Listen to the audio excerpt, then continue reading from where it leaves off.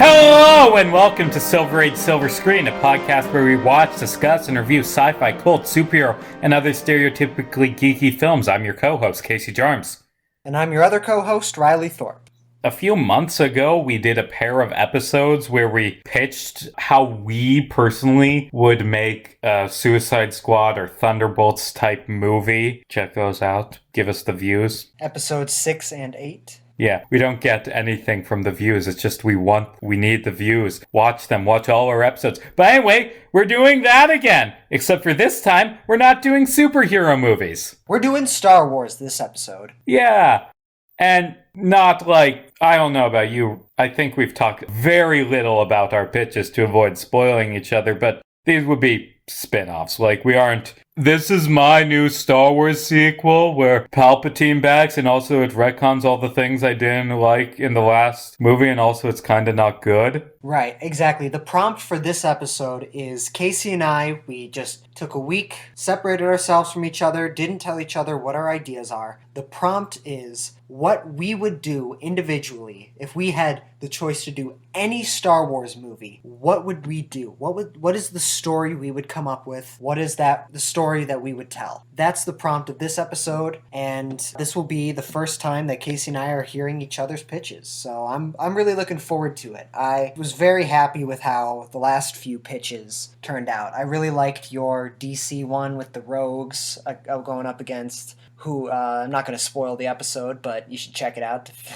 You should check that out. Yeah. And your Marvel one was also pretty good. It fit super well into the MCU. I'm really looking forward to hearing your idea for the Star Wars movie that we're going to pitch. You say that, but I don't know if you'll enjoy.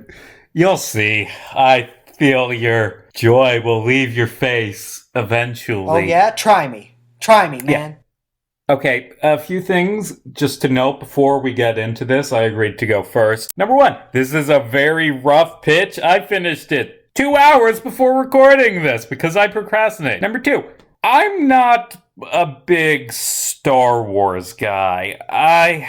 I mean, I've watched the films, I've watched The Mandalorian, I've watched parts of the Clone Wars, but I don't have the encyclopedic EU knowledge that a lot of people have, so there might be small inconsistencies with established canon. Just try and brush those off. Also, I'd like to point out something interesting that they've been doing recently in Star Wars canon is reintroducing stuff from the old EU. Like, they got rid of the original EU when Disney bought Lucasfilms, and honestly, I think that's probably for the best. More about this in my 10-part video essay that I will be uploading soon. That's a joke. But they have been starting to reintroduce parts of the old canon. For instance, Thrawn has been back for a few years now. And that idea of reintroducing an old piece of canon was kind of inspirational for this pitch. Okay, cool. Also, Riley, you don't have this in front of you literally, but I want you to imagine there's a buzzer in front of you. All right. And I want you to hit it when you realize the stupid thing I'm doing, okay? Just say ding, ding, ding or whatever. Okay, you got it. So, let's get into my Star Wars movie that I would make. The film's gonna take place in the late days of the Clone Wars. I know Clone Wars have been done to death, but Star Wars introduced a bunch of cool space wizard swordsmen and then killed all of them, and then had them come back and then killed all of them again. I wanted a Jedi, so we're going into Clone Wars. Our film opens on a young Jedi Padawan sitting alone in the courtyard of the Jedi Temple at the base of a tree meditating. He talks to himself. What is the Force? The Force is power, but it is not a weapon. It is a Jedi's greatest ally, but it is not a tool. The Force is nothing, and it is everything. The Force binds and connects all living things. The Force is life. And the camera pans over to show that there's a large crate, like 10 feet away from him. Slowly, he raises his hand, focusing on the crate, and the crate does not move at all.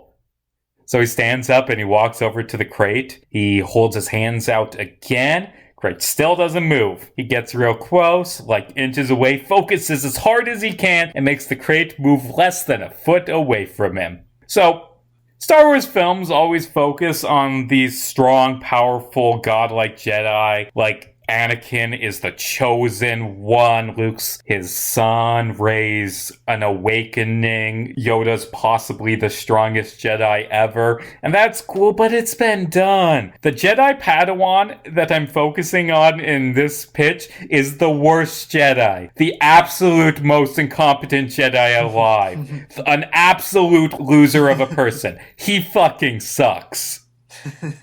His name is Burn Kazukusar, or Burn for short. He's an original character. I considered getting an actual Jedi Padawan, but that just opens up a whole bunch of messing with canon issues. He's one of the Chiss, which are those human-looking aliens that have blue skin and red eyes like Admiral Thrawn's people. Yeah. This film. Clone Wars raging on. The Jedi are spread thin, which means that they give Burn a mission because literally every other Jedi is busy. If you'll remember, late in the Clone Wars, the Separatists invaded the Wookiee planet Kashyyyk. Burn's job is to protect a Wookiee senator named Hivso Kayadar as he travels back to Kashyyyk for classified reasons. On this mission, Burn is accompanied by 4 clone troopers, Sergeant Vim, Pilot Topper, Interpreter Gab, and Sniper Locke. Burn and the clones pick up Senator Hivso from the Senate building. Senator Hivso is this ugly old Wookiee with like graying fur and an overbite, and he's like perpetually grumpy throughout the film. A lot of the film hinges on him not getting along with Burn at all. Everything Hivso says to Burn needs to be translated by Gab, the clone, who is not fluent in Shiriwook, meaning that the gang just doesn't know half the things Hivso says. Before they leave Coruscant, Hivso insists that Burn's squad take him to a seedy part of town so he can pick up a top secret item necessary for the war effort. Bernie, Hivso, and a few of the clones go into the seedy trading post. Senator Hivso trades a massive bag full of credits for a sealed container about 2 foot by 1 foot in dimensions. Burn asks what it is, and Gab translates that the crate is a present for the senator's son, and Burn is annoyed that they wasted time picking up something pointless. Hivso growls at him. As Burn's squad and the senator are leaving the trading post, they hear gunshots coming from another part of the building.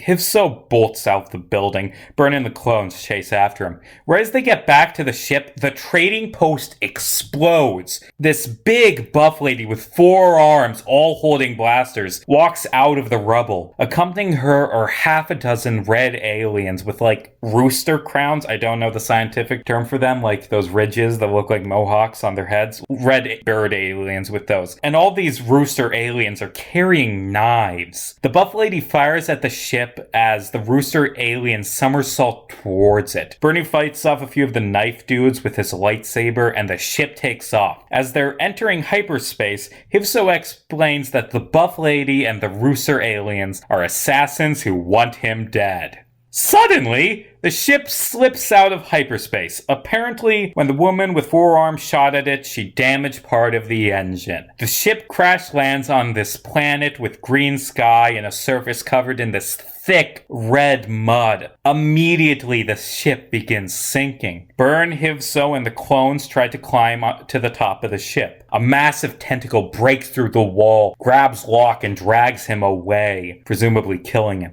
Another tentacle breaks in, wrapping around Gab's head and trying to crush it. Burn slices through the tentacle and drags an unconscious Gab to the top of the ship. The gang fights against the tentacles from on top of the ship. Suddenly, the monster retreats as this orange Brontosaurus-esque alien approaches, wading through the mud. The Brontosaurus lowers its head down, and Burn's squad climbs aboard right as their ship slips below the mud. Ding, ding, ding, ding, ding. I think I know what you're gonna get at. Keep going. Keep going. Okay, so that's what Riley has it. There's a place where I just drop any pretense that this isn't what it is, and I will explain more when we get there. So Burn and his squad climb down the dinosaur's neck, and they find an old Losset man sitting on the saddle. The Losset, by the way, are cat people. I haven't seen Rebels, but apparently the character Garazeb is one. I I didn't want it to just be humans. There's way too many humans in Star Wars. Right. The old man introduces himself as Friend and asks them to give him the wounded man. Friend pulls off Gab's helmet to reveal a massive gash on the side of his head. Friend says that Gab will live, but he'll be unconscious for a few hours. As the crew rides on the back of the dinosaur, Friend explains where they've crash landed. They're on the planet Pana, an inhospitable world covered in quicksand. The planet's only people live in floating cities. There are few ships on Pana, and it's impossible to send a signal off-world because of interference from the planet's sun. Byrne asks why anyone would live in such a place, and Friend explains that the planet's colonists are miners, digging up rare minerals used to make the circuit boards for droids. Because of this, Pana has been recently conquered by the Separatists. Side note, not related to my pitch, when I looked up Pana, because, you know, it's a planet that's appeared before in Star Wars, I think Riley knows where. Yep. When I googled Pana, a bunch of vore images came up. Oh boy. I don't have any. I eventually figured out why, but it took me like 20 minutes of just, why is this giving me vore? And you need to know that. The audience needs to know what I went through for this episode. Yeah, I mean, here, my question would theoretically be, why were you spending more than 20 minutes thinking about vore? But I needed to know why. The reason is because there's a very, very minor Dragon Ball character who only appears in the 3DS game Dragon Ball Fusions, whose name is Pana, who for some reason is just the character Pan, but really fucking fat, and the vore community loves that, apparently. Makes sense. Yeah. And that's why that came up. But anyway, back to the pitch.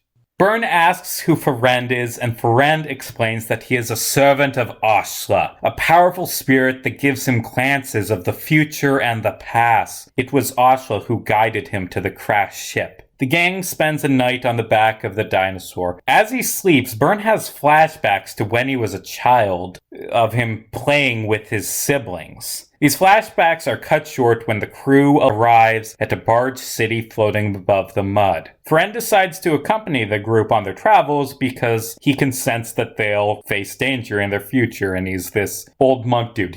That's what old monk dudes do. The gang go to a bar, a real hive of scum and villainry type place, a la Mos Eisley Cantina, to see if they can charter a ship off-world. As they're talking to the bartender, an old lady named Akmina Zabornak, a hologram comes on in the middle of the room. The hologram is of a woman with purple hair wearing a white dress. She sings to the patrons of the bar, and they are absolutely enraptured by her. Byrne and the clones don't really care much, but Hivso, the old Wookiee man, is super into it. And the singer says, "I am Mermaya. I am your fantasy. I am your experience. So experience me. I am your pleasure, so enjoy me. This is our moment together in time, and we might turn this moment into an eternity." Riley, what is my pitch? I'm starting to get some vibes from the Star Wars Holiday Special, to be perfectly honest with you. You're taking the planet from the animated section of the film, and the character, the hologram that you were mentioning just now, is the porno. The grandpa watching the porn. The woman is from the porno that the grandpa Itchy watches. Yeah. So I'm starting to think that this is Itchy's origin, kinda. No, I'm kidding. Not quite, but you aren't far off.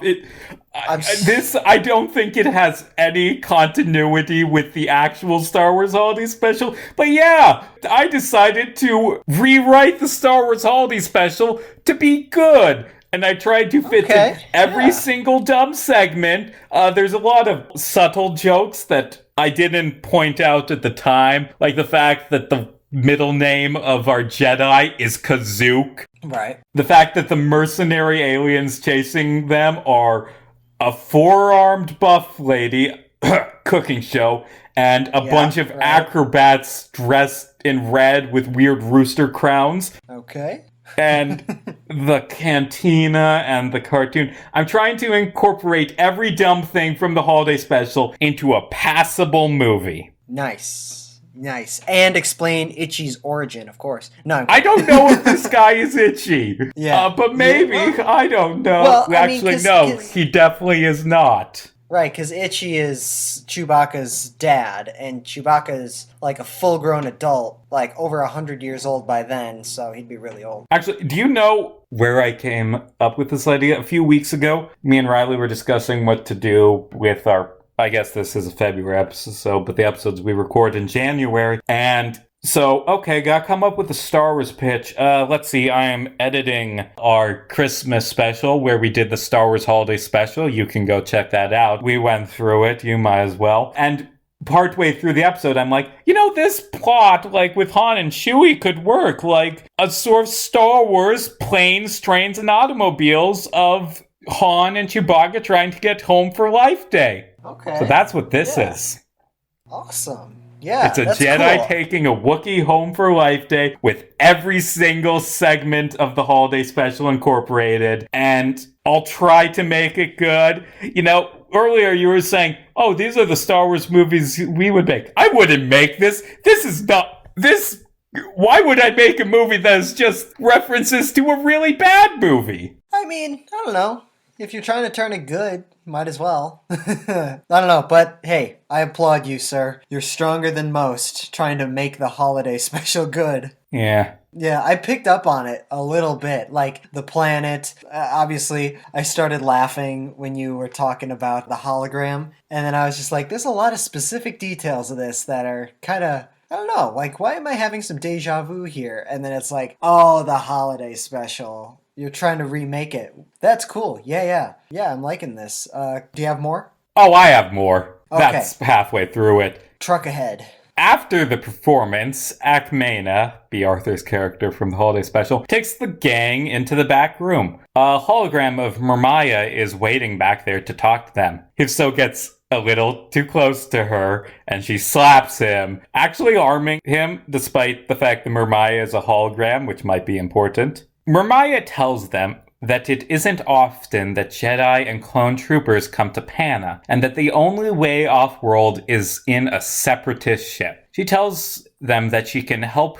them steal one, but she wants them to take her with them. The group head towards the main mining facility on the floating cargo boat. As they travel, Mermaya talks to Byrne and has him explain the Jedi to her. He mentions the fact that the Jedi are taken from home when they're children and aren't allowed to have relationships out of fear of losing control of their emotions, and Byrne seems to be kind of upset about this. Suddenly, a spaceship flies down and fires on the group, one of their shots hitting Mermaya and knocking her off the ship into the mud where she drowns. Byrne deflects a few bolts back of the ship with his lightsaber. The ship opens its cargo doors and a few of the acrobat rooster aliens jump out, landing on the barge. They overpower Byrne, and right before the acrobats kill him, Hifso opens the container. It releases a bunch of white light that covers the barge, knocking everyone but Feren and Hifso out. While he's unconscious, we get another flashback of Byrne's youth. This time showing the Jedi taking him and his family, telling him what a great honor it is, even though young Byrne really doesn't want to go. When Byrne awakens, the cargo barge is still heading towards the main mining station, and the clones are asleep. Byrne asks Hifso what the container is, and Hifso says, because Wookiee. Right. Feren says that it contains a great source of energy that knocks out humanoids that reminds him of the power of Ashla, which has been guiding him. Byrne asks where the acrobats are, and Feren says that he threw them overboard. Byrne says that he wouldn't do that because of the whole Jedi code thing, and Feren says that he's not a Jedi, he can do what he wants. The clones wake up around the time the barge arrives at the main mining station. Mermaya is waiting for them on the dock, and she complains that they were gone for so long. Byrne points out that she died, and she ignores him. The group break through a droid base and get to a shuttle bay. While they're infiltrating, Mermaya hacks computers and tells the group things that are happening in other parts of the base. Also, she gets shot and killed like 3 more times, only to pop up completely fine a few minutes later. As the group is taking off in their stolen battle droid shuttle, the four-armed woman and the acrobats show up again. Sergeant Vim jumps out and stays behind to hold them off. The ship flies away and Vim is captured by the four-armed woman. She introduces herself as Gormanda and tells Vim that she's hunting Hivso because he stole a valuable artifact from her. Should have given him a pronounceable name. Like, haha, I'm gonna name him Hives because all the characters in the holiday special were named after malaria symptoms. Ugh. On the droid ship, Byrne and the two remaining clones debate going back for Vim. Hivso tells them that they've wasted enough time already and need to get to Kashyyyk immediately. Byrne asks why, and Hivso says, it's almost Life Day, an important Wookiee holiday that he needs to get home for. Byrne gets mad and demands that Hivso explain what's going on with the container and the assassins. Gab translates that the thing in the container is an orb, a present for Hivso's son. Hivso growls at him and Gab corrects his translation. The orb will let him see his son? Baby, Gab's not good at translation. Byrne storms off after telling Gab and Topper to contact the Republic. Byrne talks to Mermaya in the back of the ship, interrogating her about who she is and how she keeps, dying and not dying. Mermaya acts coy. The door opens behind them and Topper fires his blaster at the duo. Byrne dodges the shots, but Mermaya is hit in the arm. Byrne kills Topper and storms into the cockpit. Gab puts his hands up and explains that Topper, after getting in contact with the Republic, suddenly stood up and went to kill Byrne. They then play back the message that Topper heard. The time has come. Execute Order 66. Byrne points his lightsaber at Gab and asks what Order 66 is. Gab explains it. Do we need to explain it? It was in Revenge of the Sith. It's an order programmed into the clones via brain chip that makes them want to kill the Jedi. But Gab is immune to it because he's still recovering from a massive head wound. Yay. Yeah. So the gang's in a bit of a mess. They can't go to any place with the Republic or the Jedi because the clones will try to kill Byrne. And they can't stay still because they realize that Gormanda and her men are tracking them because of an energy signal that Hivso's orb gives off.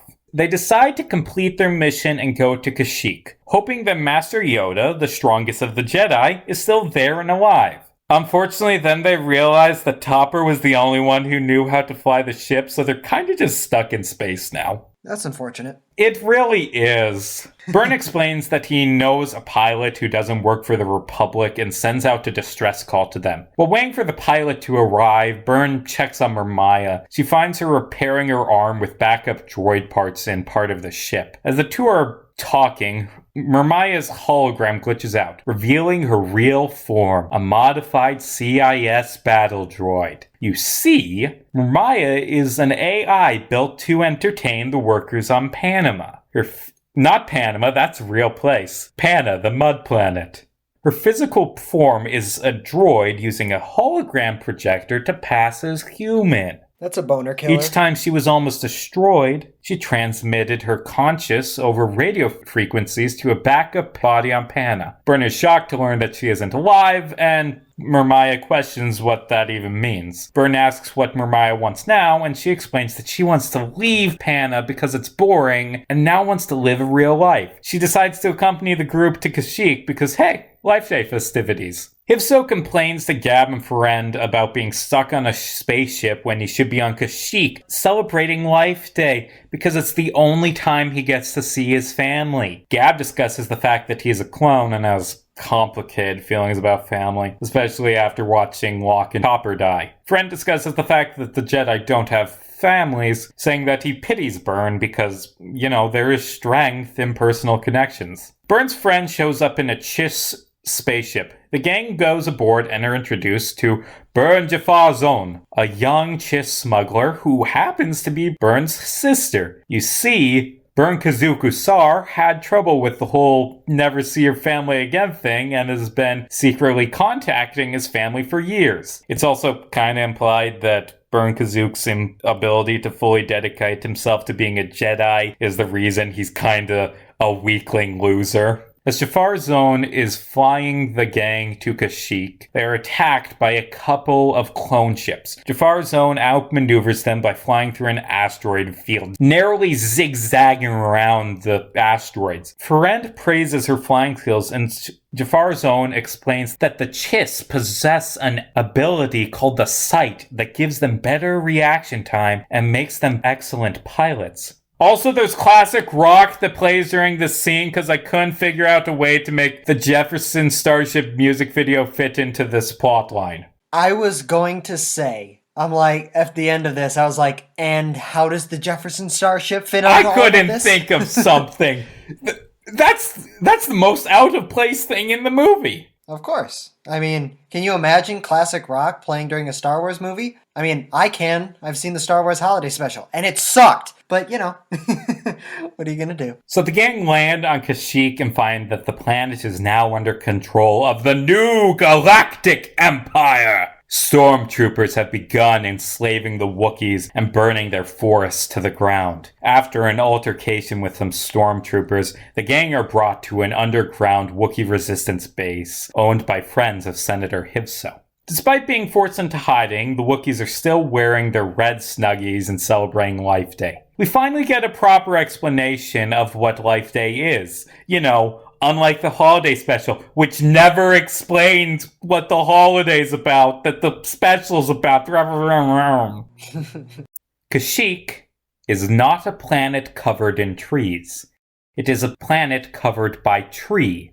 A single tree, the tree of life. Every tree is part of the same massive organism that covers all of Kashyyyk and protects the Wookiees. The life tree is connected to something the Wookiees call the Life Force, that contains the souls of dead Wookiees. On Life Day, Wookiees are able to speak to their loved ones through the trees. This is especially important to Hivso because his son died in battle recently, and that's why he's all grumpy. Unfortunately, the Tree of Life is dying.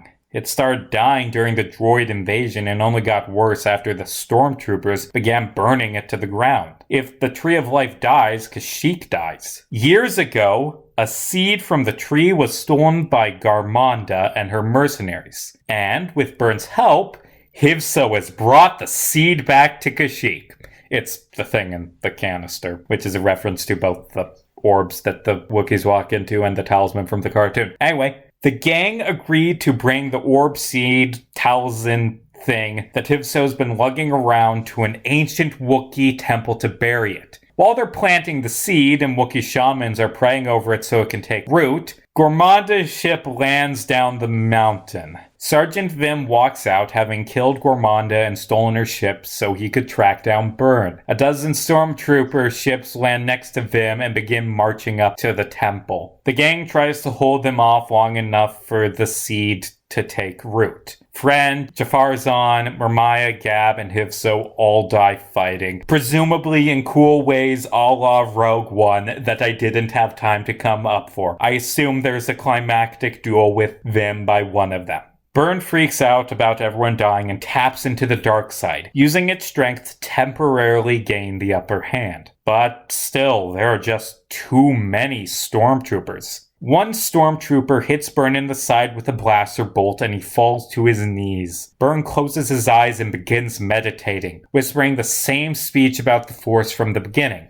Then Burn realizes something. He finally understands what the Force is. One plant, many trees. One AI, many bodies. One face, many clones. One Force, many people. The Force is not just energy to be drawn upon. It is the living embodiment of, well, life. The Force is life. It isn't good, it isn't bad, it just is. And despite what they think, the Jedi aren't the authority on it. They've only tapped into a small section of it. And by closing themselves off to life, they've limited what they can do with the Force. Also, Jedi aren't the only ones who understand what the Force are. Ashla, the Sight, the Life Force, different names for the same thing from different peoples. The Force is a universally understood concept, the power of life. Empowered by this revelation, Burn holds off the army long enough for the Wookiee shaman to finish planting the seed.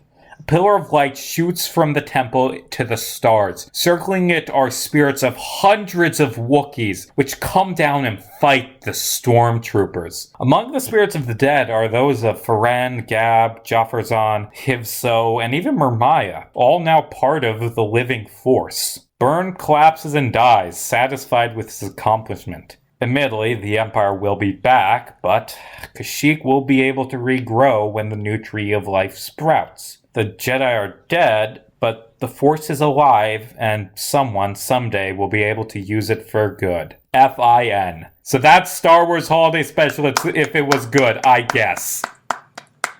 Dude, that was really good. Like we talked about earlier, it took me a little while to get an idea of what exactly it was. But when I realized it was this, and especially when you told me that it was the holiday special. The funny thing to me, I'm assuming this is a bit more lighthearted of a take at times. Oh yeah, probably. I assumed there would be comedy stuff, but I didn't write it in because this isn't writing a movie script that takes 2 hours to read. It is making a quick 20-minute pitch that may have gone a bit over 20 minutes. Yeah, because I don't know, when you made the analogy of planes, trains, and automobiles meets Star Wars, that for me was kind of like, okay, yeah, this is going to be something a bit more light. But that's really cool. For someone who's not particularly like a big Star Wars guy, as you said at the beginning of the episode, that fits really well within the entire lore, at least the lore that I understand. You know, what made this was, while I was thinking, okay, how can I make the holiday special good? I realized, hey, that really trippy ending with them walking in space and all the magic, that's probably the Force.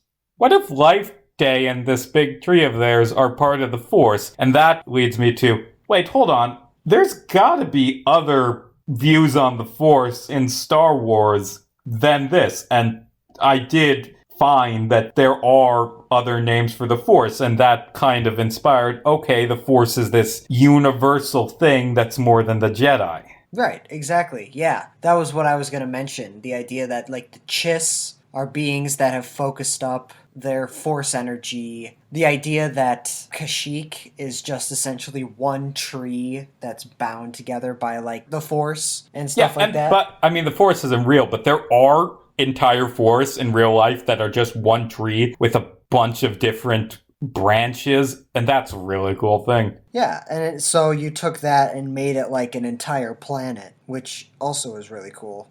Yeah, that fits really well into the lore of Star Wars. It's a really interesting take. It basically brings together all the different elements of the Force and life and different species and beings and stuff, and it basically makes it all one together, which is basically what the message of the Force is it's like some people are stronger in it than others, but we're all bound in it together, every living thing, and it's unifying, and that's essentially what the theme of the Force is. Also, I really like the idea. I mean, as someone who recently was able to watch season 7 of the Clone Wars, and I watched a playthrough of Star Wars Fallen Order, because both of those take place. The Clone Wars ends with Order 66 happening. Fallen Order begins with Order 66 happening. And both of them are like these very serious, dramatic takes on what else was happening to the other Jedi during that time. And I just really like the idea that also happening this time is a good version of the fucking Star Wars holiday special.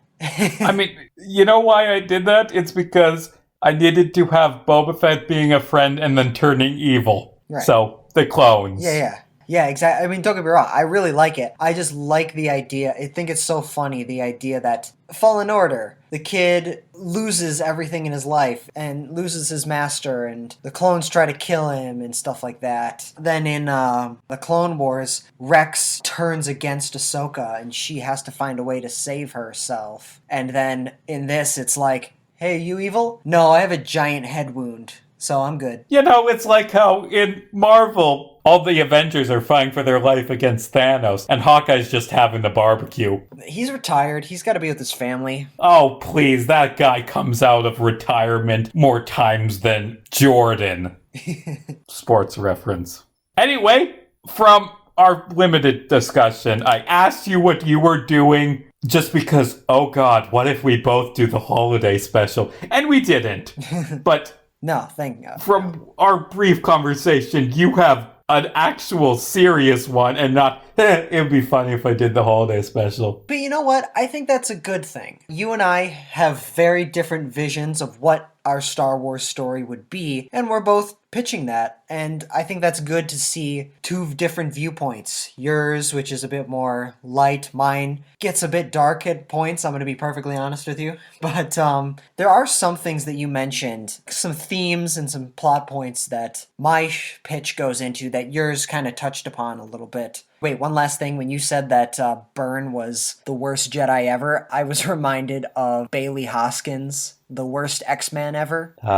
So again, that was also a version of why I kind of pictured this early on as being like a more lighthearted story, because it's like Bailey Hoskins is an X-Men member. He has the ability to explode, but he can only do it once because it will kill him. Yeah, and that's not the worst X-Men ever. I'm sorry, Bailey, but you have an ability you can't use. You're baseline human, essentially. There are mutants that have powers that basically kill them. Right. But that was one more thing I wanted to say. Yeah, I like that. I really like that you went so in depth into trying to make the Star Wars Holiday Special good and like bring back every single version of that you could possibly bring into it. And yeah, I really appreciated that. Overall, I really liked it. Yeah, I don't know. It's good that we're getting two different takes on different Star Wars universe. And yeah, you and I had similar in some ways, but different in some very crucial ways. So yeah, overall, really liked your pitch. I thought it was a really well done, really good idea. And yeah, I like that you obviously clearly put a lot of thought into it. And I remember you texted me yesterday saying like you had over a dozen Wikipedia tabs open up just to fact check your information and the pitches that you had. As someone, as you said, I actually, to be honest, I didn't know that you weren't the biggest Star Wars fan. I like Star Wars, I'm not as into it or as knowledgeable as other people are. You know? Yeah, that's cool. That's totally fine. Anyway, Riley, pitch, hit me. Okay, so my film also takes place during the Clone War. And without further ado, let's get into Star Wars Shattered Allegiance. So we open up on a stormy, rocky planet on the Outer Rim called Uku. The planet is just miserable. It's completely made out of black rock. The oceans and the sky are almost as dark. It's constantly raining. There's thunder and lightning everywhere. It's just abysmal to live in. So we open up on sort of like a coastline of this planet Uku. On the shoreline, there's rain beating down on them. Thunder and lightning everywhere. The oceans are crashing against the shore with 20-foot waves. It's just chaos out there. We cut to a group of about 6 of the planet's natives. They're humanoid, like elf-like creatures. There's 6 of them lined up in a straight line on the coast, and they're in chains, surrounded by clone troopers and 4 Jedi Knights. The biggest of the Jedi, he walks towards the prisoners, the natives to the planet, and takes off his hood to reveal that he is a Bothan.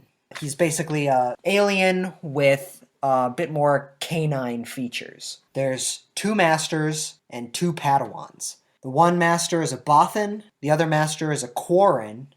Quarren is like a squid person. Okay. And of the Padawans, one of them is an Iridonian Zabrak, similar to the Jedi Master Eth Koth, and the other Padawan is a Rodian, which is basically Greedo. So the Bothan Master walks up to the line of prisoners chained up on the shore, surrounded by clones with guns to them, and he proclaims, "In the name of the Galactic Senate and the Republic, I sentence you to death for treachery." He sparks up his lightsaber, and in one fell swoop, decapitates all the prisoners. Little context to this story. Uku has no significance to the Republic whatsoever. There's no resources, there's no tactical advantage they can gain from it. There's really no point in them having it. However, there is a base on there that belongs to the Separatists. Now, as I said, this takes place during the Clone Wars, and the Jedi and the Republic are basically trying to gain whatever footing they can against the Separatists at this point. they sent the Quarren and the Bothan Master to basically go take this base and take this planet just for the sole purpose of taking it away from the Separatists. There's no benefit to be made from the Republic owning it. All they're doing is taking away from the Separatists. The Jedi in question that are doing this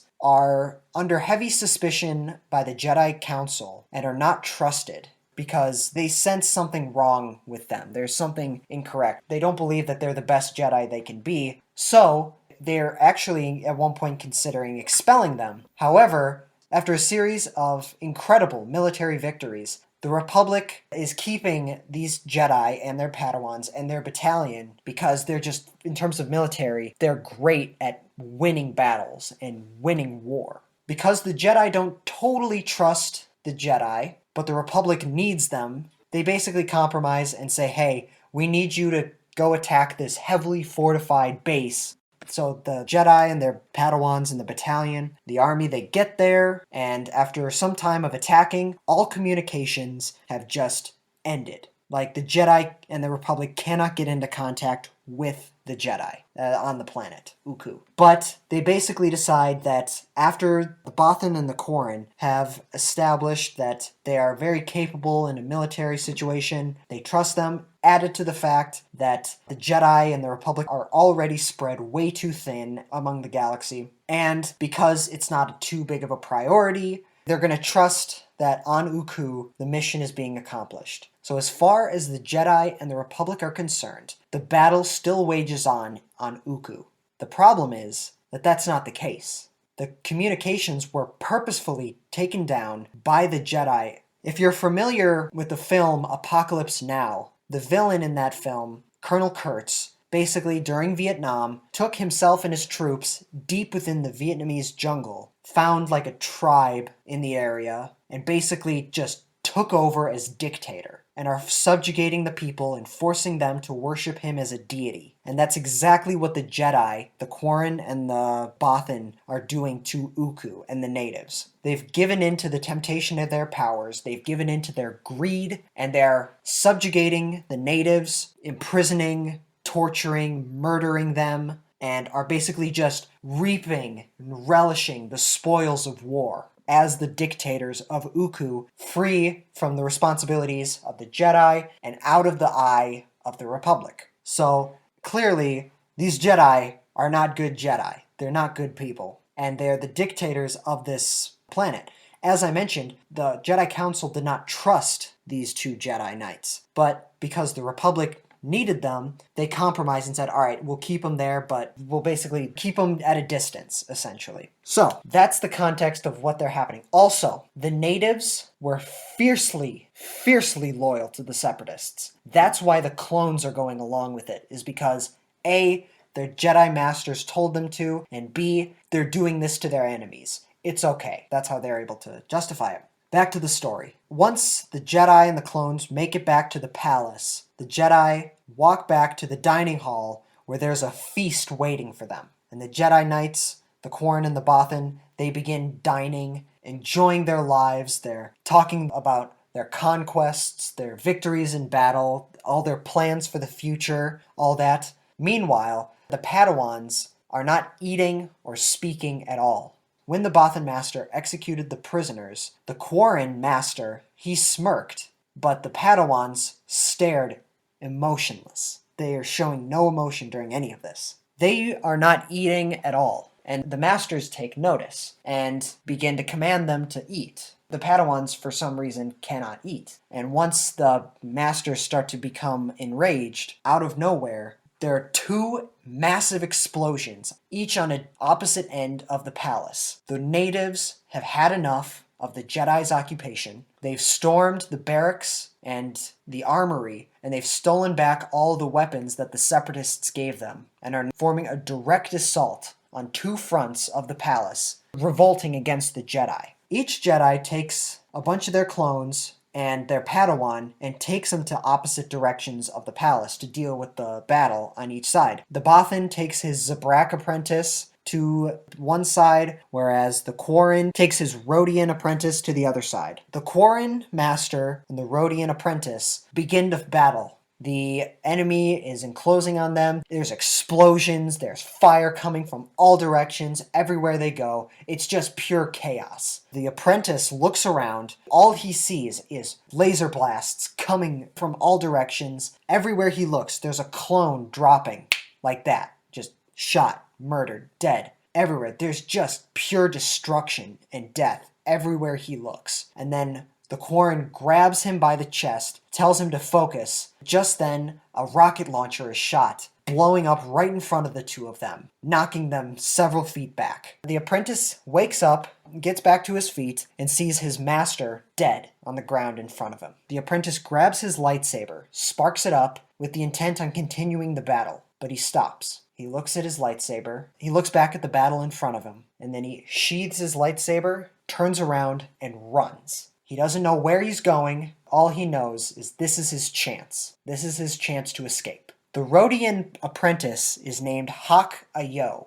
and he, like I said, doesn't know where he's going. He's just running away. On the other side of the palace, the Bothan and the Zabrak are continuing the battle on their end, but on that end, the enemy is much closer, and now they're having like one-on-one fights with a lot of the enemies. Now, at one point, the Bothan master rushes at one of the natives coming at him. He cuts his gun, he destroys his weapon, knocks the native to the ground, and stands over him. The Jedi is standing over an unarmed man, an unarmed separatist, but an unarmed man. He lifts up his lightsaber, ready to strike, but before he can throw it down to kill the man, his apprentice stabs him in the back with his lightsaber. Many Bothans were stabbed in the back with lightsabers to give us this film. Thank you for mentioning that. Thank you very much. The Zabrak apprentice kills his Bothan master. The Zabrak apprentice is named Saxu Tevad, and he has just killed his master in order to save a separatist. He helps the native back to his feet, and the native stares at him in confusion. At that moment, Hawk runs to the balcony above where they're standing, and he shouts, "Saxu!" And then just as that happens, another crazy onslaught of explosions and firepower comes down upon them. An explosion knocks Saxu to the ground, knocks his double-ended blue lightsaber out of his hands, and in the ensuing chaos, he's trying to find his double-ended blue lightsaber, but he can't. In a split second, all he sees is his master's lightsaber, so he force grabs that, sparks it up, and begins just blocking all the firepower, trying to defend himself. At a point, he realizes that retreat is the only option, and he jumps back up onto the balcony and runs away. However, a wounded clone, hiding behind a rock, witnessed every single thing that Saxu did, and as they run away, the clone screams, "Traitor!" Hawk and Saxu run through the palace. Hawk asks, "Where are we going? What are we going to do?" And Saxu says, "Follow me." And they run through the palace until they get to the loading dock, the ship port or wherever. They get to the loading dock where a bunch of the clones' gunships are there waiting. They jump into one of the gunships, fire it up, and lift off. And as they fly away, that's when the natives have stormed the palace and begin shooting at them before they can escape. And one of the natives takes his rocket launcher and shoots it at the gunship, and it hits them. It destroys their hyperspeed engine. But they're fine, they make it to space, and they're safe. The masters are killed, all the clones are dead, the natives, who are separatists, have taken back the planet of Uku. Once in space, Saxu and Hawk talk about what the hell they're gonna do. Or Hawk asks, "What are we gonna do? We have nowhere to go. The Jedi won't take us back." Like, what do we do? Do we go back to Coruscant? And Saxu says, "No, we can't go back. Our hyperspace is damaged. We only have enough juice to go to the nearest system, or else we're gonna lose power and explode and all that, and we're gonna die in hyperspeed. We have to go to the nearest system to find a ship to get us back home to Coruscant." So the two take it to hyperspace, to the nearest system. Once they come out of hyperspace, their engine blows, and the two begin hurtling into orbit in the jungle planet Asuliar. Asuliar is, again, in the Outer Rim. It's a popular-ish trading port with a lot of piracy, a lot of scum, a lot of villainy, a lot of just, not good characters. It's not a place for a Jedi. But they crash land, and thankfully they make it out alive. They walk into town, or they walk into the market where they're trading spice, they're trading slaves, they're trading weapons and all that. And they look for someone to give them a ride. They happen upon a band of pirates who are incidentally working for the Clone Wars character Hondo. But that's kind of irrelevant to the story. That's just a fun little Easter egg because I like Hondo as a character. I think he's hilarious. But they begin talking with the pirates and ask them if they could hitch a ride with them off-world. The pirates basically say no, unless you got the credits to pay us. The Padawans pull out all the money they can, which is just a few credits. The pirates say, are you kidding me? They laugh them off, like, are you kidding me? That's not gonna work. The Padawans do their mind control, or they do their convincing powers, and they say, you will take us off planet for this amount of credits. And they go, all right, yeah, sure. And the pirates tell them that they're leaving the planet at dawn the next day. So you better meet us by then, and we will take you off this planet. Saxu and Hawk walk around the market, and they find an alleyway to just spend the night, because they have no money, nowhere to go, nothing, and they do not talk about what just happened to them. They're completely silent towards one another. Cut to the next day, at dawn. Saxu and Hawk wake up, but they feel something different. There's a presence on this planet that wasn't there when they went to bed. They decide, whatever, we're going to get off this planet in a little bit soon anyway, so let's just meet up with the pirates. And as they walk through the market, out of nowhere, a masked Jedi Sentinel leaps out and attacks them. The Jedi Sentinel has a yellow lightsaber pike, which means the grip of the lightsaber is much longer and the blade is a bit shorter. The Sentinel is an incredibly gifted assassin named Kaylor Galden. And Kaylor was sent here by the Jedi Council. You see, what Saxu and Hawk did not realize is that as they were fleeing the planet Uku, and as the natives were taking over the palace, the clone that called out for Saxu and called him a traitor on the battlefield was able to run into the palace, get to the communication tower, turn the communications back on, and send a message to the Jedi Order and to the Republic saying that the Padawans betrayed their masters and killed them. They're now separatists, they're defectors, they're deserters, they're Sith Lords, and they are escaping the planet now, basically telling the Jedi his side of the story. The transmission ends with the natives storming into the communications room and killing the clone. So as far as the Jedi and the Republic are concerned, Saxu Tavad and Hak Ayo are Sith Lords, deserters, defectors, and they need to be ended. They need to be stopped because they are traitors. Kaylor Galden, as a Jedi Sentinel, is sent on a bunch of Black Ops missions of assassinations, stuff like that. The stuff that the Jedi Order don't typically want to talk about, but that needs to get done anyway. Kaylor was sort of in the area, within a distance. That's why Kaylor was able to get there fairly quickly. Hawk begins to beg Kaylor to listen to him. He's saying, look, we didn't mean, none of that happened. No, we didn't kill our masters. We didn't betray the Republic. We lost the battle. But Kaylor is not having any of it. And Kaylor continues the attack on them, and they fight. Despite the fact that there are two of them, they are completely outmatched for Kaylor. Yet despite that, the Padawans are able to distract Kaylor and escape, get to the pirate ship, which flies away. So after their attack, Saxu and Hawk are perfectly fine. They get away. Then as the pirate ship flies away, Kaylor watches. Cut to the pirate ship. Hawk and Saxu are being shown their quarters by one of the pirates. And once they get there, the pirate asks them a series of questions like, what the hell are Jedi doing needing a pirate's help? Why are you being attacked by your Jedi? What are you on the run for? Like, you guys are supposed to be, like, royalty, essentially. You're the greatest, most wholesome, whatever, people in the world. To which the Padawans tell him that everything he believes and has been told about the Jedi Order is wrong. They're not harbingers of peace. They're not soldiers that fight for justice. They're pawns to a corrupt government. How they themselves, Hawk and Saxu, were infants, ripped from their homes, brainwashed into becoming child soldiers, inducted into a cult, and groomed to become generals of a slave army. They tell him about all the misdeeds, about how their masters would torture them into submission, into becoming better Jedi, into teaching them a lesson, or just even for amusement. Because their masters were terrible people, but the Jedi Order, the Jedi Council, refused to do anything about it because the Republic said, well, they're very valuable to us to continue this war, so you're going to keep them around. Hawk and Saxu are victims of a system that didn't care about them. The Jedi Order doesn't care. The Jedi Order has lost its way. It doesn't care about justice, love, freedom. All it cares about is continuing the ideals of the Republic, a corrupt government that takes money and resources more than human lives. So they have that conversation with the pirate.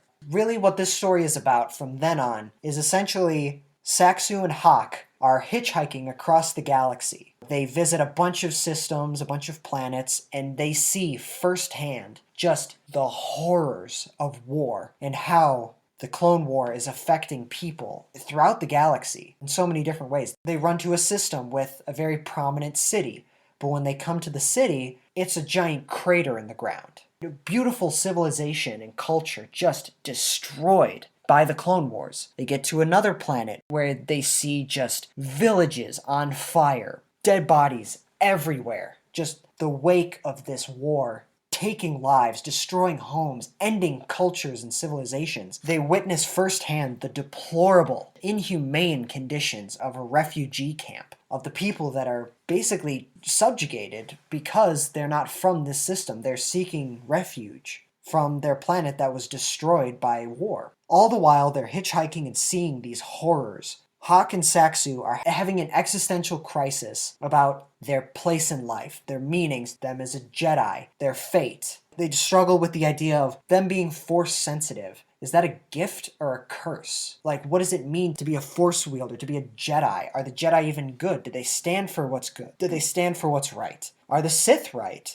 Like, what right do the Jedi have to say that they're the ones that are good? They're the good guys. Hawk struggles with the idea of what it means to be a Jedi, because this is what he knows. He's known his entire life that the Jedi are good. They fight for what's right, or at least that's what they tell everybody. They claim to fight for love and freedom. And yes, they're a little misguided now, but he has to keep hope that the world, that the universe, that the Jedi, at the end of the day, are going to do what is right. So he's holding on to this hope that he's going to be able to explain to the Jedi Order what happened, and he will be forgiven, and he can help usher in a new era, end the Clone Wars, end hate, end the Sith, reform the Jedi, and he can be a part of the change. So Hawk is holding on to hope that he as a Jedi means something. Saxu, on the other hand, struggles with himself as a Force wielder and as someone being tempted by the dark side. Because when the two of them were growing up, Saxu essentially took the blunt of the torture that their masters had for them. And when I mean torture, I mean physically, psychologically, and spiritually, all that. He's just a victim of this entire circumstance. He's seen the horrors of war. He's been groomed and brainwashed to be a child soldier. He was tortured by his master. He's been betrayed by the government that he's supposed to be fighting for. He has no faith anymore in the Jedi. But he doesn't have faith in anything. He just believes in nothing. And because of that, he's feeding into his negative emotions, his fear, his hate, and he's struggling with, I've been taught my entire life that that is evil, that that is wrong. But those same people are the ones that never cared about me. Beyond that, not only did they not care about me, but they tortured me. They turned me into this person whom I hate. Hawk is struggling with the Jedi. Saxu is struggling with the Force and what it means to be that and what his fate is going to be, what his decisions are, and how he needs to make the right decision. Eventually, they're on a ship, they're in the cargo hold, and basically Saxu stares down at the lightsaber at his hip. He takes it out and holds it in his hand. It's not his lightsaber, it's his master's. And he's staring at the lightsaber that his master would use to torture him. And for the sake of being PG-13, I won't go too in-depth in how exactly that torture occurred and what that was. So he's staring down at this lightsaber, the tool of his abuse and the tool of his torture. And he decides, I cannot keep looking at this thing. If my life is going to depend on my weapon, I can't let it be the one that destroyed me. He decides that he's going to reforge the lightsaber to look completely different, but also fit more of his style, because that's the thing. Jedi, the Force helps them build their lightsaber to fit their fighting style and the Force and all that. So he begins meditating. He sits down on the ground, begins meditating, and through the Force, completely disassembles his master's lightsaber. And through a bunch of the parts of the lightsaber and a bunch of parts in the cargo hold, he begins reforging a new lightsaber that better fits him, his style, him as an individual, basically going about the process of making a lightsaber via the Force. But while he's doing that, while he's meditating, he begins remembering all the years of torture and hate and anger and fear that were instilled upon him in order to turn him into the brainwashed cult member that he is today. And he imbues the lightsaber's kyber crystal with all of this fear and hate and anger, and he corrupts it. So when he forges the lightsaber back together, he takes it in his hand and he sparks it up. The light of the saber is not blue, that was typical to him or his master. When he ignites his lightsaber, a deep blood red light fills the entire room. He has corrupted his master's crystal and turned it into a dark side saber. And now he has a red lightsaber, symbolic of how he has fallen deeper and deeper into that of the dark side. Hawk stands back out of caution. He grabs for his lightsaber at his hip and says, "You can't give in to fear, Saxu." Essentially, giving him this whole speech about how he can't allow himself to fall prey to the dark side. He still has to have hope. And at this point, the two begin to have a battle of ideologies. As I mentioned, Hawk still has hope, whereas Saxu has none left. The two argue. Hawk is like, "You can't allow yourself to fall into the dark side." Saxu is like, "Well, what other choice do we have? The Jedi are evil." And Hawk says, "Well, the Sith are evil too." And then Saxu's basically like, "You don't know what I am. You don't know what I've been through. I'm not a dark side. I'm not a Sith. I'm not whatever," the basic teenage, "You don't know me," whatever. And then Hawk tells him, "Yes, I do. I know exactly who you are. I saw you kill your master on Uku. I know the evil deeds that you've done, and as far as I'm concerned, you are a Sith to me." And Hawk ignites his lightsaber, and the two are about to fight, when suddenly their ship is blasted. It's Kaelor again. Kaelor tracked them down and is now attacking their ship. The ship gets caught in orbit of a new planet called Kretha, which is a dusty, cliffy planet. If you've seen the film Lone Survivor, which takes place in Afghanistan, basically it's a lot like the Afghanistan wilderness, only the cliffs are a lot bigger. The ship crash lands onto the surface of Kretha. None of the crew survive. Well, the crew is all droids. Let's say that. All the droid crew were destroyed, but the Padawans made it out alive. As they escape from the wreckage, Kaelor's ship lands in front of them. And when Kaelor gets out, Kaelor confronts them, to which Hawk, again, tries one last time. "Please, believe us. I didn't do that. I did not kill my master. We are not separatists. Don't do this." But Kaelor, again, refuses to listen to them. And then, in a last-ditch effort, Hawk begs Kaelor to take him as prisoner so that he can go to the Jedi Temple and plead his case to the Jedi Order and tell his truth. But Kaelor refuses and tells them that it has orders to kill them because they are traitors, they're Sith, and they need to be stopped. And then Hawk gets back up on his feet, and seeing that he has no other option left, he and Saxu must fight and put an end to Kaelor if they are going to survive. But before they begin fighting, Kaelor lifts up its arm and shows Saxu a double-ended lightsaber. Kaelor was able to grab Saxu's double-ended blue lightsaber that he dropped on Uku. And Kaelor throws it to him and says, "It's yours. Better make it a fair fight." Kaelor ignites its lightsaber. Hawk, just out of sheer desperation, with no other end in sight, ignites his green lightsaber. And Saxu ignites his new red lightsaber and ignites his old double-ended blue lightsaber, but one end isn't working. And the three begin to fight. Pretty soon after their fight begins, Kaelor is able to knock Saxu off the cliffside into a village below. One thing I forgot to mention, down on the ridge that Saxu just fell onto, there is a war happening. The clones and the droids are attacking each other in the middle of that village. The village is in the middle of no man's land. Kaelor knocks Saxu down into the village, throwing him into no man's land. And Kaelor continues its fight with Hawk. Saxu gets up, tries to look for a way to get back onto the ridge, to continue the fight, to end Kalor once and for all, but he stops because he hears a cry in the village. He turns around to see a little girl, a little alien girl, alone in the middle of a battlefield, crying for help. Without even thinking, he doesn't even know why, Saxu runs into the middle of the village, under heavy fire, grabs the little girl, and tries to save her life. Like I said, it's just a split-second reaction. He doesn't know why. As he's running through the village, trying to dodge the fire, trying to keep the girl alive, the girl points towards a nearby cave, and Saxu runs with her in his arms and runs into the cave where he finds the little girl's family. A couple adults, a bunch of kids. They were the natives to this village. But once the battle began, they were unable to escape the village and are now pinned down, and presumably, with the droid army and the clone army closing in, they're probably going to be overrun and killed. If not by the droids, then by accident. The problem is Saxu tries talking with them, but he doesn't really know their language. He can kind of pick up a little bit on what they're saying, but he can't speak to them. But the words he can gather are that they have a speeder on the other ridge, and if they can get there, then the family will survive. Now Saxu got a game time decision to make. In order to free himself, Saxu knows that he has to go back onto the ridge above and help Hawk end Kalor once and for all in order to free himself.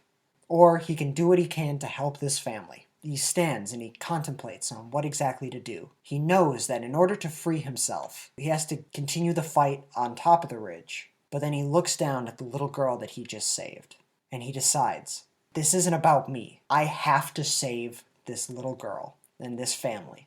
He's able to tell the family, like, look, I'm going to escort you across no man's land to try to help you get to your speeder.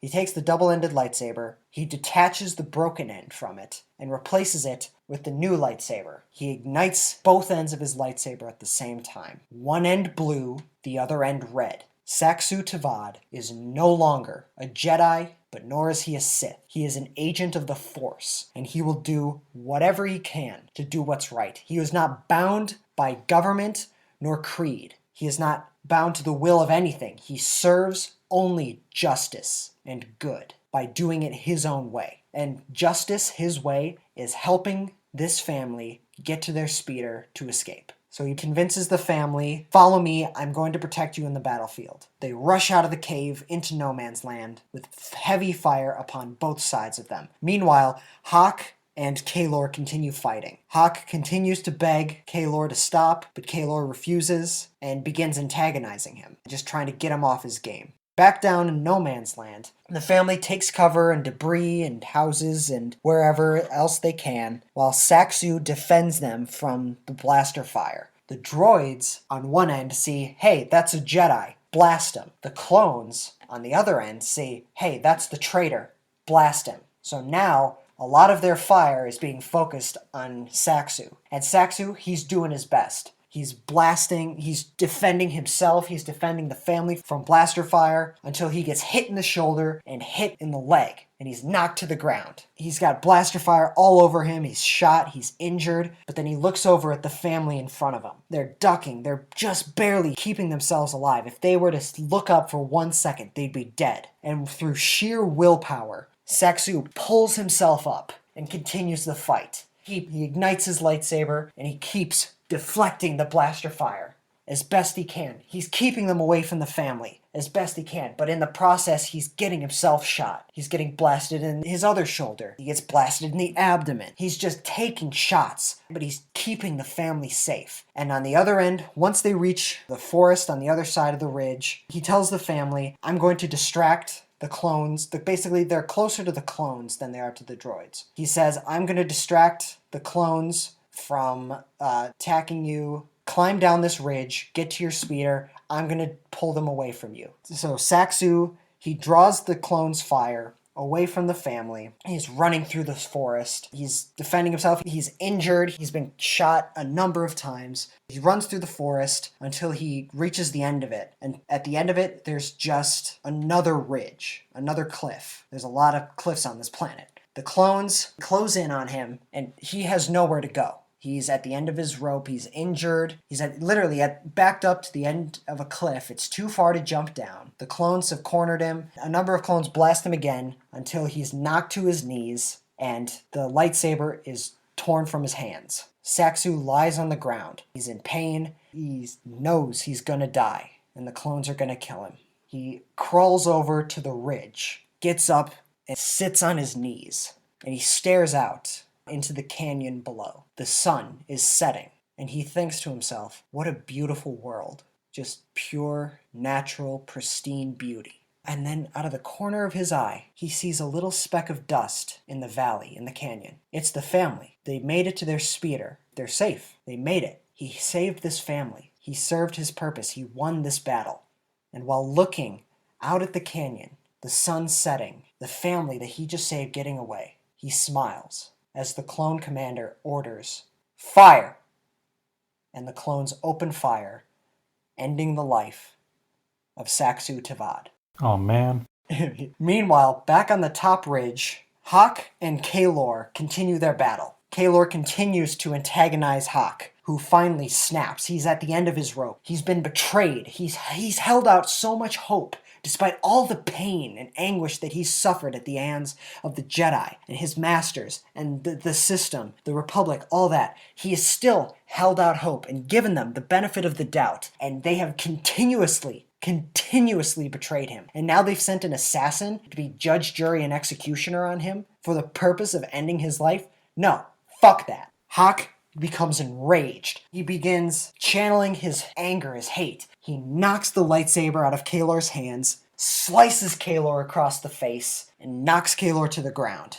Hawk stands over Kaylor, ready to strike. And as he's in this position, Kaylor, an unarmed warrior on the ground, him standing over Kaylor with his lightsaber, he remembers the position that Saxu's master, the Bothan, had over the native. And he remembers witnessing Saxu kill his master, and deep down he really thought he deserved that. Not just for all the stuff he's done to me, but the fact that he's about to kill an unarmed prisoner. That's not the Jedi way. That goes against everything he's strived to believe. And then at that second, Kaylor turns around to look at Hawk, to reveal that the mask Kaylor was wearing was sliced off. Kaylor turns to look at Hawk to reveal the face of a human woman staring up back at him. Hawk hesitates, and then he lowers his lightsaber.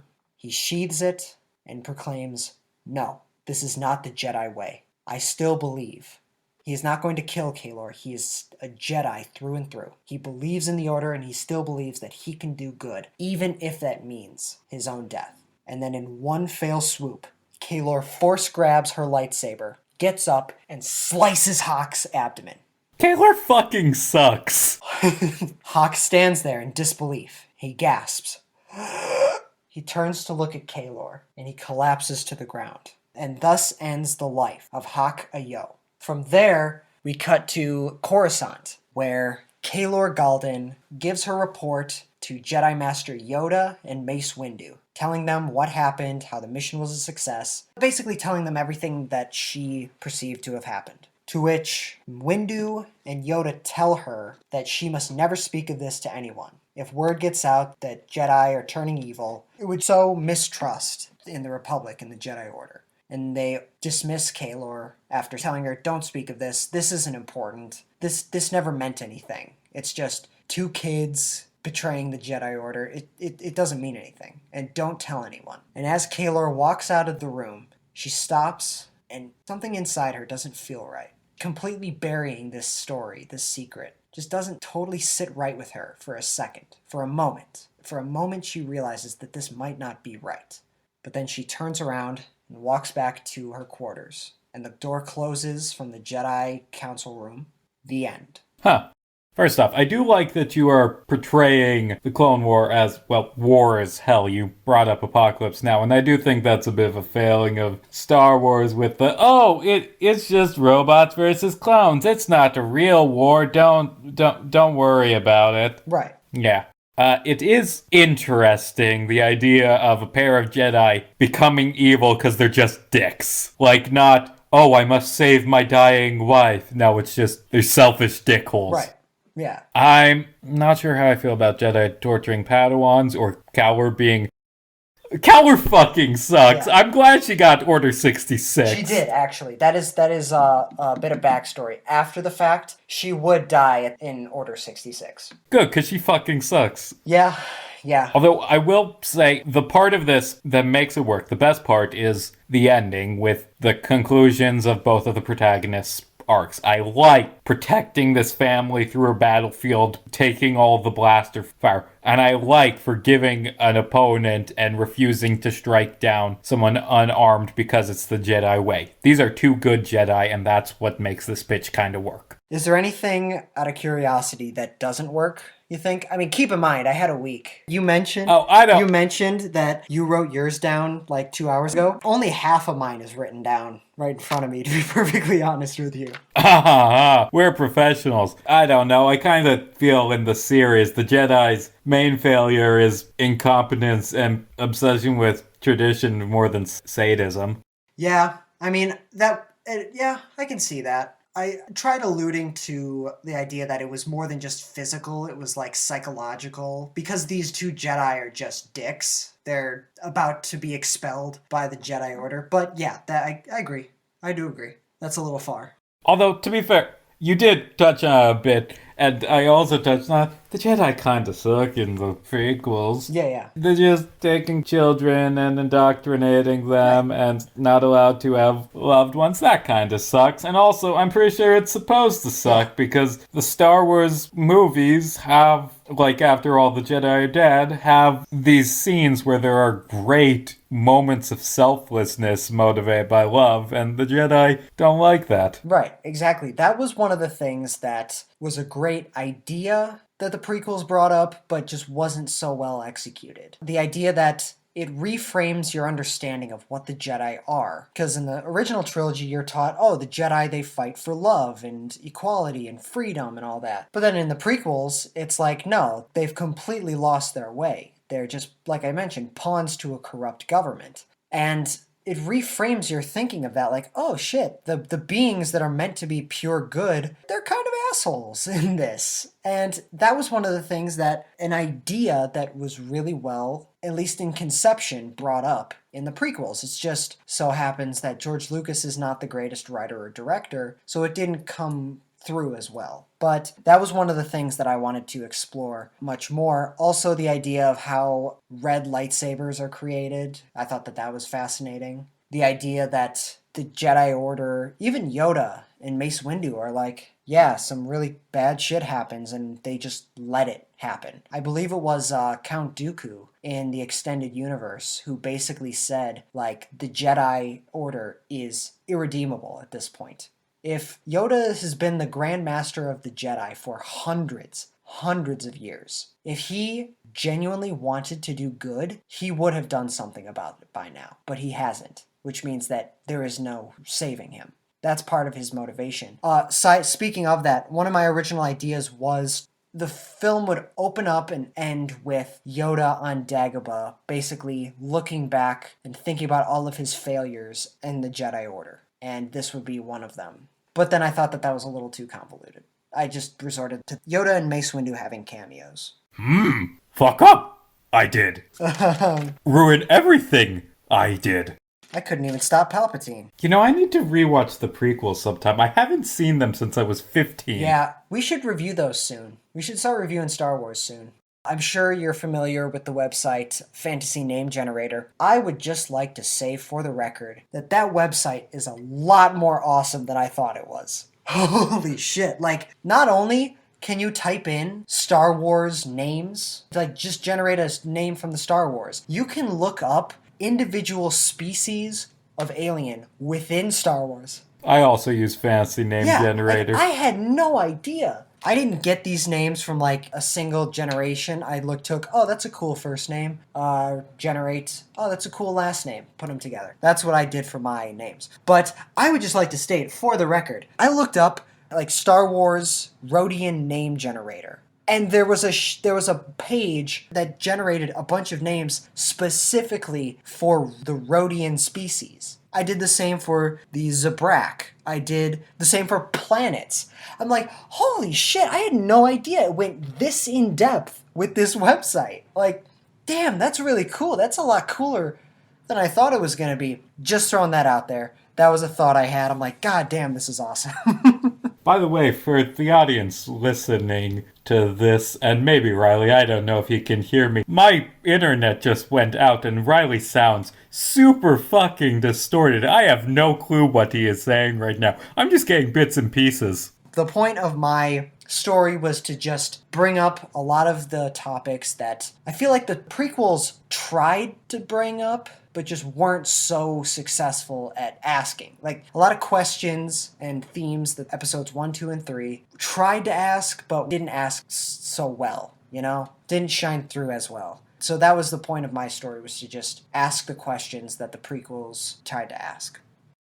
Also, I really wanted to have a story where a double-ended red and blue lightsaber. Just really wanted to do that somehow, incorporate that. So, yeah. I think that's about it for me. Casey, do you have anything? Hello? God damn it. And great, my phone I was talking to him on just died. That's all. That's awesome. That's fun. That's cool. So I'm gonna end this episode now, I guess.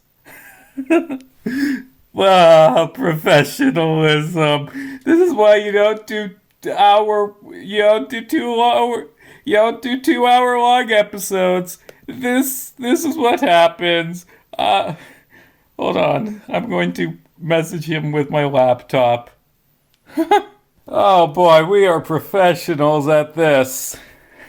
I'll have to edit this together interestingly. You know, next week, it's our 25th episode. Big thing. We're doing a film that we've wanted to do since the start. Avatar: The Last Airbenders movie, which is not great. And we're going to have a guest on it. And I'm sorry that this one ended really weirdly. Assuming he doesn't say, because it's just me now. You can find Riley at the places. I'll steal the audio from another episode if he doesn't say it. You can all find me on YouTube at Riley Thorpe, where you can check out all of my short films and video essays. Check out my short film Silence of the Karens that recently just got accepted into a film festival, so more updates on that as it comes. Thank you. You can also find me on Instagram and TikTok at Riley James Thorpe, all one word. My name's Casey Jarms. You can find my work at caseyjarms.wordpress.com. You can follow me on Twitter at JarmsCasey, JarmesCasey.